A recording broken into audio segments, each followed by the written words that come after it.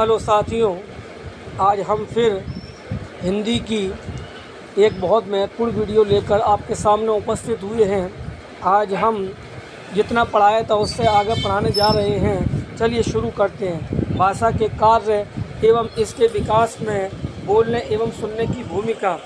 भाषा के कार्य अभिव्यक्ति का साधन। भाषा व्यक्ति को अपनी आवश्यकता, इच्छा, भावनाएं आदि अभिव्यक्त करने में सहायता करती है। सामाजिक संबंध स्थापित करने में सहायक। सामाजिक संबंध बनाने के लिए हम भाषा का प्रयोग करते हैं। भाषा मानव विकास का मूल आधार है।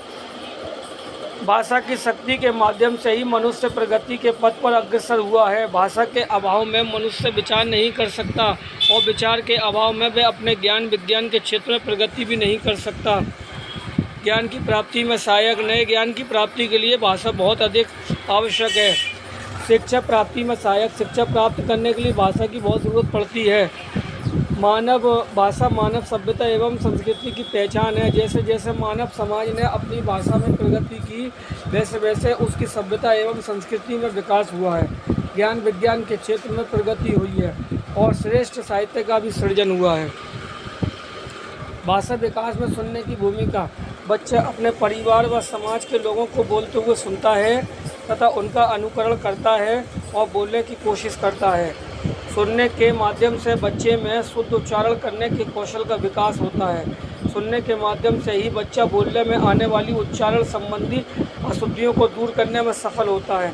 सुनने के माध्यम से ही एक बालक के शब्द भंडार में वृद्धि होती है, जिससे उसकी भाषा विकास में भी वृद्धि होती है। सुनना ध्वनि के विभेदीकरण का सबसे अच्छा माध्यम है। इसके द्वारा बालक स्वर के उतार चढ़ाव को सीख जाता है। सुनने के माध्यम से बच्चा दूसरों की भावनाओं विचारों को जान पाता है। सुनना अन्य भाषा कौशलों के विकास में भी बहुत सहायक होता है, जैसे वाचन कौशल, लेखन कौशल के विकास में।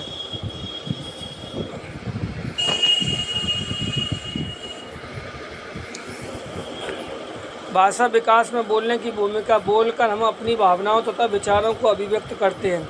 बोलने से ही बच्चा शुद्ध उच्चारण सीखता है। बोलकर ही बच्चा कुशलता भाषा प्रभाव प्राप्त करता है। बातचीत के द्वारा सामाजिक संबंधों का निर्माण होता है। भाषा अधिगम में व्याकरण की भूमिका। विद्यार्थियों को शुद्ध उच्चारण की शिक्षा प्रदान करना। विद्यार्थियों में भाषा की अशुद्धता को समझने की शक्ति का विकास करना।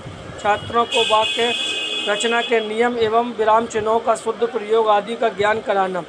अधिगम में व्याकरण की भूमिका से बच्चों के चारों भाषा कौशल का विकास होता है। भाषा का शुद्ध प्रयोग करने तथा भाषा में दक्षता प्राप्त करने में व्याकरण मुख्य भूमिका निभाती है। विद्यार्थियों को विभिन्न ध्वनि का ज्ञान होता है। यह बच्चों में भाषा संबंधी अभिव्यक्ति का विकास करने में भी सहायक है। यह छात्रों को लेखन शैली में मुहावरों, लोकोक्तियों का प्रयोग करने का शिक्षण देकर उनके लेखन कौशल में विकास करने में सहायक है।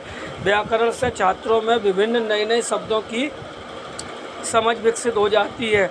यह छात्रों को गद्य पद्य में अंतर समझाकर उनके लेखन कौशल का विकास करने में सहायक है। व्याकरण छात्रों के लेखन में संज्ञा, सर्वनाम, विशेषण, क्रिया, प्रत्यय, उत्तर तथा तत्सम शब्द, तद्भव शब्द आदि के प्रयोग से उनके लेखन कौशल में विकास करने में सहायक है। व्याकरण विधियों को शुद्ध सूक्ति, लोकोक्ति, मुहावरे आदि का अर्थ निकालने के योग्य बनाता है। साथियों, आज के लिए इतना ही। अब फिर मिलेंगे। धन्यवाद।